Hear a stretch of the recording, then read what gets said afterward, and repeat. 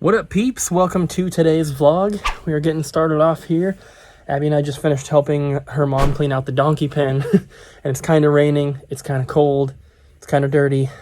It's not much fun. But luckily we're done.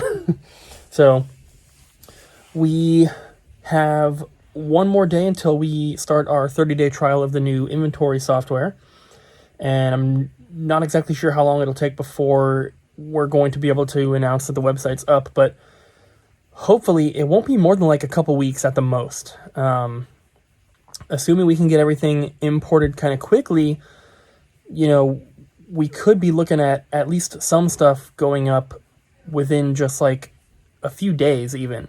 Don't really know for sure yet, but we're going to try to work on as much as we can, try to get it done as quick as we can. But yeah, that's the plan. For today, we are not going anywhere. We're not leaving the house. We stayed up super late.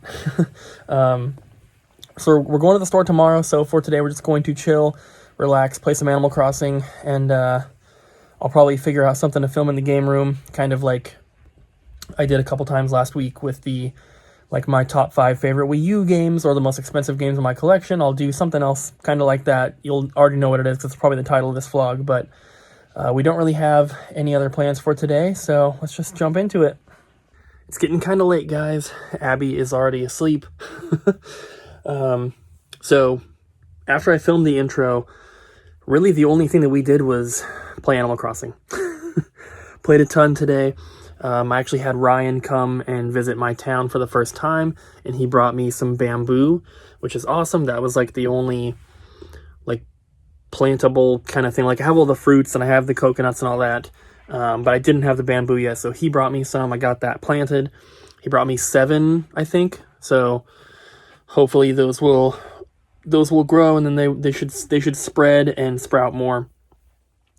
But yeah, so we're both still really loving Animal Crossing. When you're playing the Switch, after you've played a game for like 10 days, it'll then tell you like how many hours you've played rounded to the nearest 5. And mine this morning said 40 hours. So I've put a ton of time into the game. I've played a little bit more than Abby, but she's put many hours into it as well. And I probably played today for another 3 to 4 hours minimum. So it's a great game. If you guys haven't checked it out, I can't recommend it enough. It's so much fun, especially if you've played any of the previous Animal Crossings and you've enjoyed them. This one is just everything you could want and more. And right now they're doing like the special like Easter kind of thing. So I think it's like for the next 11 days you can get all these different egg recipes, and you can find eggs all over, and you can use them to craft and everything. And I've seen screenshots online of some sort of rabbit that you can talk to, but I haven't seen them in mine.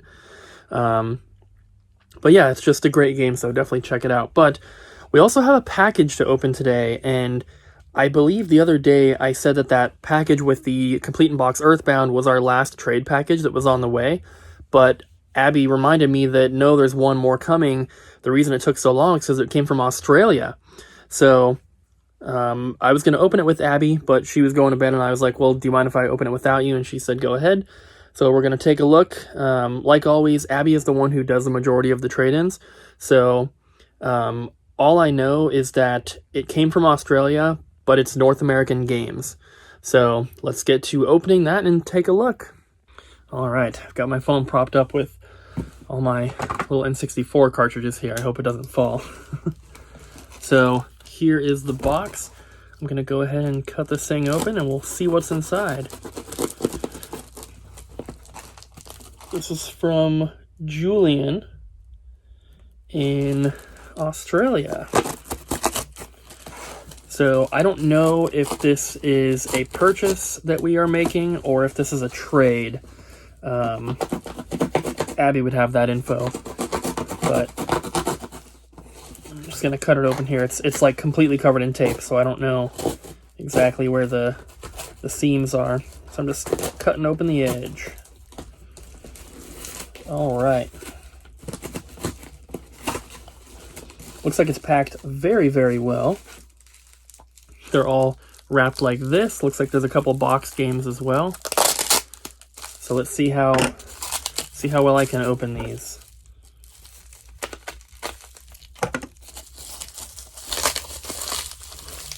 All right. It's kind of weird to get North American games from Australia, but we have also shipped a lot of North American games to Australia.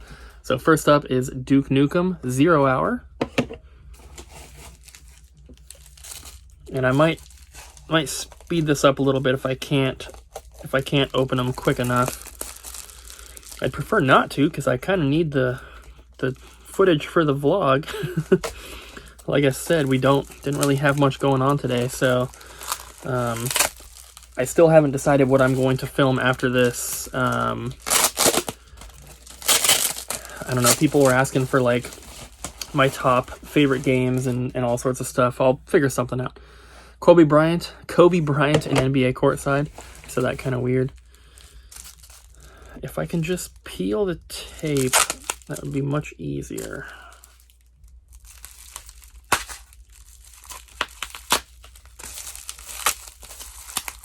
There we go. This one is, come on, 007 GoldenEye. And of course, these are all for the store. But like I said, I'm not sure if this is a trade-in, like for store credit, or if we are just purchasing these games. I should have asked Abby before she went to bed. She said trade-in, so I'm just going to go with that. But we do, even if someone ships in stuff that we're just paying for, like through PayPal, we still refer to it as a trade-in. So who knows? We have Mia Hamm Soccer. Looks like just a couple cartridges left, and then, oh, there's some Game Boy games as well. Is there a note? I do not see a note. There are some Game Boy games, though, and some Game Boy Advance, and a Game Boy Color game, it looks like. This is a good one.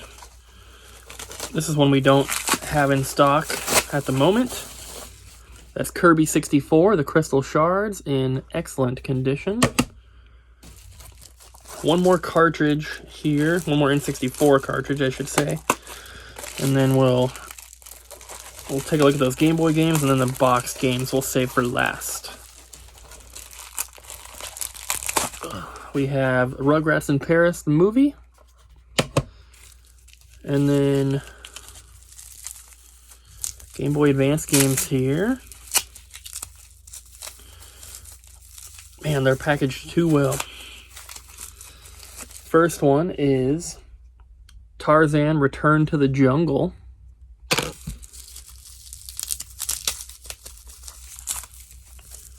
And then the only other Game Boy Advance game is Spy Hunter. And we have a Game Boy Color game here. And then looks like 6 original Game Boy games. Yu-Gi-Oh! Dark Duel Stories. These are in like a Ziploc bag. Nicely wrapped so that I can't tell what they are till we open it. Okay, so we have Play Action Football, Top Rank Tennis, Terminator 2, Boxel, Pit Fighter, and Tennis. There's all those. Didn't mean to flip you guys off there. Oh, weird. This doesn't feel like a complete game. I think this is going to be box only. Maybe box and manual. Ah, man. It's so difficult to open.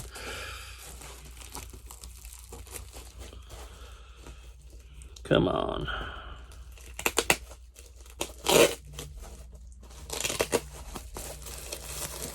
There we go.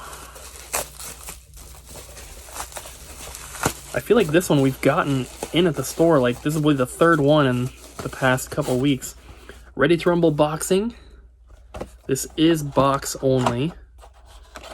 It's a little worn, but looks like might be a little sun faded on the front, but not bad overall. Where am I going to put that? Right there. This one, I can't tell what it is from the outside. Looks like there's a couple extra manuals or something.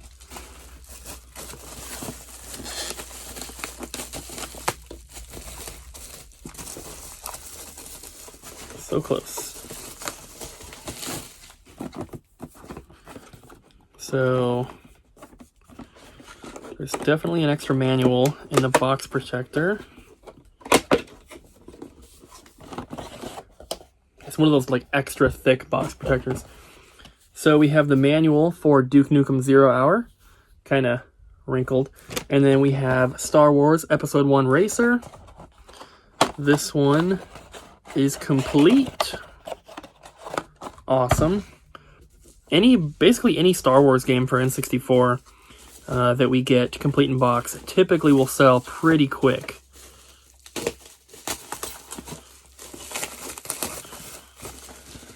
All right, last one here. There's another manual. So we have a manual for NFL Blitz 2001 with the precautions and the registration card in there. And then we have a complete, very worn copy. Oh, there's another manual. Mia Hamm Soccer. And then complete, very, very worn copy of Army Men Sarge's Heroes. The whole front of the box is kind of pushed in. It's got damage up top. It's all, you can see it in the reflection, it's all wrinkly. But yeah, cool stuff. It's, like I said, very, very unusual to get North American games shipped in from Australia. But I guess it's kind of cool to bring them back to North America. Yeah, and these are all definitely North American NTSCU cartridges. So pretty cool stuff. Thank you to Julian, and Abby knows that this arrived, so she'll contact you if we have to pay you, or if we have to ship something to you, she'll get in contact with you. Thanks, Julian. That was awesome stuff. When I was showing my most expensive games in my collection, I showed the Sculptor's Cut here, and a couple people asked, what's up with this Super Nintendo cartridge? Why do I have it out? This, you can see the Nintendo promotional offer, not for resale. This, from my understanding, it's just a copy of International Tennis Tour. It's a cheap, like, $8 game. But with these stickers, these are the games that the Nintendo counselors had access to in sort of like the Nintendo library kind of thing, where employees of Nintendo could check these games out and play them to get more familiar with them. And then when you would call in to get tips through Nintendo Power, they would have a little bit more information to give you. So my buddy Stefan has a bunch of these. He collects a lot of Nintendo counselor stuff, a lot of employee items, and he's got a ton of these games with these stickers on them. And I've seen some that are just on the cartridge. I've seen some of them that actually have the sticker on the box.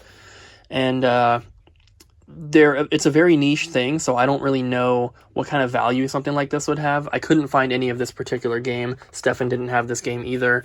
But I just thought it was really cool and wanted to hold on to it and kind of just display it up here because it is, cartridge only. I could get a box for that game, but it's not going to be a Nintendo library box. So I figured I would just kind of display it like that. And then also, right behind Little Samson, I have Stack Up, which if you guys saw the videos that I re-uploaded recently, that like my best scores ever, that was one of them. I found that at a garage sale here in Vancouver a few years ago, which was really, really awesome. I think I ended up paying like $20 or $40 or something for it. But that was super, super cool. So I thought a fun way to kind of end off the vlog here would be to tell you guys about some of the stuff that I used to have in my collection that I regret selling. And if I put a little bit more effort into it, I'm sure I could come up with a few more things here and there, but there's always a few in my mind that kind of just stick out that I always think about, and I'm like, man, if I could go back and, just, because I sold the majority of my collection in 2014 and started over, and there's always a couple items that I'm like, man, if I could go back, I wish I would have just kept a couple of things. At the time, I kept my Wii U and a handful of games because I was like actively playing that. It had just come out just a couple years before. I kept my factory sealed Watermelon N64 controller because at the time there was only like 5 known to exist. I think there's like 8 or 9 known to exist now. But I'm still extremely glad that I kept that, because that is an item I would not have again for sure. And there are some items that I kind of had wished I had kept because I didn't think I would get them again, but I have gotten them again. One of them being the Complete in Box Sculptor's Cut, which you guys just saw on the shelf over there. I had that in my collection before and sold it and thought to myself, probably not going to get another one. And I'm really glad that I did. But like I said, there are a few items I wish I had kept that I did sell that unfortunately if I ever do get them back, I'm either going to have to pay a crap load to get them, or, I'm just going to have to get extremely, extremely lucky, and it's probably not going to happen. But the first is 2 Super Nintendo games, and one of them is definitely more attainable at this time, but that is Wild Guns, and also part of my best scores ever little re-upload series that I did. Part of that included a Super Nintendo collection that I bought, not the one that I bought from Sam, but one that I bought back in 2011 when I was still living in Vancouver before I moved to Florida, and it included Wild Guns, and I think a complete copy goes for like $400 to $500 still, but back then, I got it for like, $20 or $30, which even at the time was a great deal because it was like a couple $100 game. But that's one that I always kind of wish I had kept, just held on to. Because even a loose cartridge, we never get traded in at the store. I don't think we've ever had one, so it's definitely pretty uncommon. The other one that was part of that same bundle that I picked up was a complete in box copy of Hagane, which if you guys are into Super Nintendo collecting, you'll know that that is a very expensive and hard to find game. The one that I had, I got in that bundle. I didn't pay much for it. When I got it, it was worth, I think, like $250, $300, but I don't know what it's at now, but it's got to be at least $1,000. I remember seeing some, even a few years ago, selling for $1,500 complete, which is just crazy. And the one that I had wasn't in the best condition, but it was complete, and it really sucks to have sold that one because I'll probably never get that back. But the biggest things, like those are games. Games are much easier to find than certain other things. And those would have been easier for me to physically hold on to.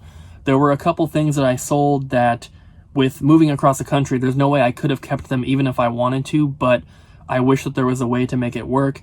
And those were all of the kiosks and the signs that I had, because I had so many. And I have a lot of signs now. I've been able to build that collection back up. I still have a couple signs that I'm actively looking for that either I didn't have before or I did have before, either or. But signs are just so expensive. They're so hard to find. And in my previous collection, I had a Virtual Boy sign that was the topper to the Virtual Boy kiosk. That was extremely cool. I got that for like $100 off Craigslist. And man, that was it was like this big. I probably could have kept that one, but I sold that. One of them that I could not have kept was a big 3-foot by 3-foot PlayStation sign that I got when I first moved to Florida off of Craigslist, also for like $100, and the guy delivered it to my house for $100. But those are like the 2 signs that I always remember that I would have loved to have kept. I had some other ones like PS2 Neon, Nintendo Neon. I had some other stuff like that, but it's more the kiosks that I wish I was able to keep. The 2 in particular, I had a Nintendo 64 full-size kiosk that I picked up off of Craigslist down in Florida. I paid $350 for it, which at the time I thought was a lot of money, but obviously now they'll sell for $1,000 or more. So I really wish that I could have kept that. Obviously, N64 being my favorite system, it would have been awesome to have that in the game room. I do have this GameCube kiosk right here, which I was lucky to pick up from a store up in Tacoma, but I had a different GameCube kiosk when I lived in Florida. It was the full-sized, really tall one. It was like, 7 feet tall. And that one I actually picked up from a guy who was selling the rest of his collection, which was mostly GameCube stuff, but it was all promotional items. So we got the GameCube kiosk, got a bunch of standees and like countertop standees and displays and just all sorts of cool stuff like that. But the one that I maybe could have kept was a countertop Game Boy Advance SP kiosk, which I got from a guy that I met down in Florida who was an ex like GameStop manager. He was a retro gamer, collector, everything. I ended up buying a bunch of stuff from him, you know, multiple times throughout my time in Florida. And one time he had that kiosk, and I don't remember what I paid. I want to say it was like $200 or something like that. But it was super, super cool. And it was just a nice little compact kiosk. It went on a countertop, so it was maybe this tall or so. And, you know, about like that wide. It had the SP on there. It had a hardwired in charger.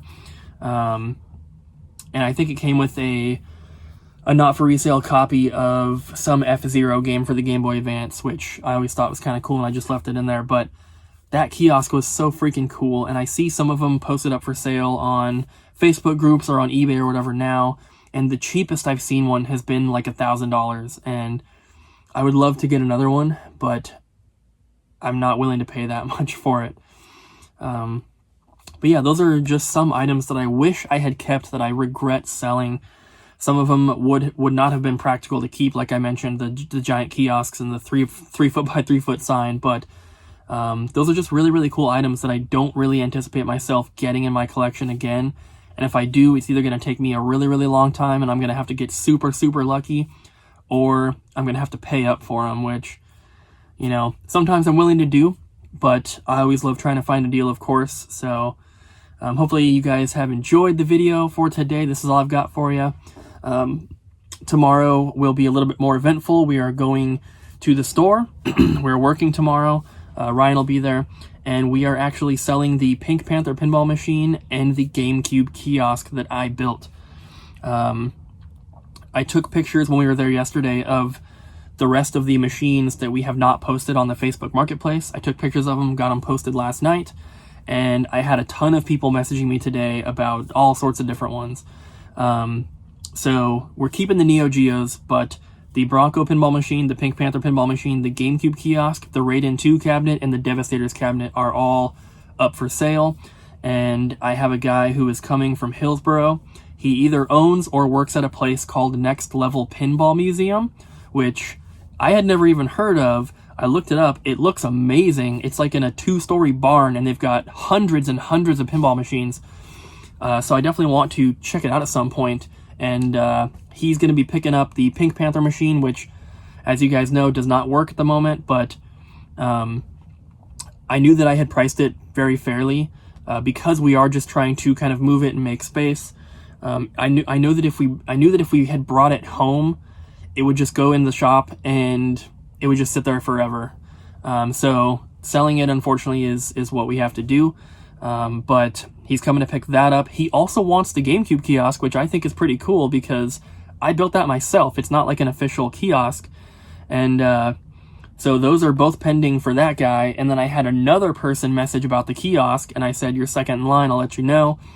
And then I had like 4 other people ask about the Pink Panther machine. And once I marked it pending, I had 1 or 2 people reach out again and say, you know, I was still thinking about it. Is it sold? And I said, it's pending. The guy's supposed to be coming tomorrow. And so if he ends up not buying it for whatever reason, I've got a few other people who are still interested. But yeah, I still need to sell the Bronco one. I have a couple people who are interested in that. I'm just kind of waiting to hear back from them. But if those 3 are the only things that sell, that honestly would be perfect. And one of you guys left a really, really awesome and just brilliant comment about something. I don't want to reveal it just yet. If you can find the comment, you'll know what it is. But it has to do with taking an item to the store to put on display, and it has to do with moving the pinball machines and putting stuff in that corner right there. We had talked about putting 2 glass cases there in an L shape, and that would create a little square in the corner where there is nothing, and there would be room for something there. So it would be protected because the glass case, you'd be able to see it through the glass cases, but it'd be protected at least somewhat. It wouldn't quite fit with just having that little square, so we'd have to kind of move things out a bit to make room for it, but it's definitely something that I'm highly considering now, and I definitely want to do. We just need to take some measurements, make sure everything's going to fit, kind of figure it out. But I will, of course, let you guys know, when that happens. I'll show it to you if we end up doing it, but it's a really, really awesome idea. I'm excited about that. And like I said before, we are starting our 30-day trial of the new inventory software tomorrow, which I'm extremely excited about. So we will be giving you guys all sorts of updates and letting you know what's going on, how we're doing with it, how it's working, and it's going to be awesome. So that's going to be it for today, guys. Thank you so much for watching today's video. I really hope you enjoyed. Don't forget to smack the like button, leave a comment down below, and subscribe, and we'll see you guys again tomorrow.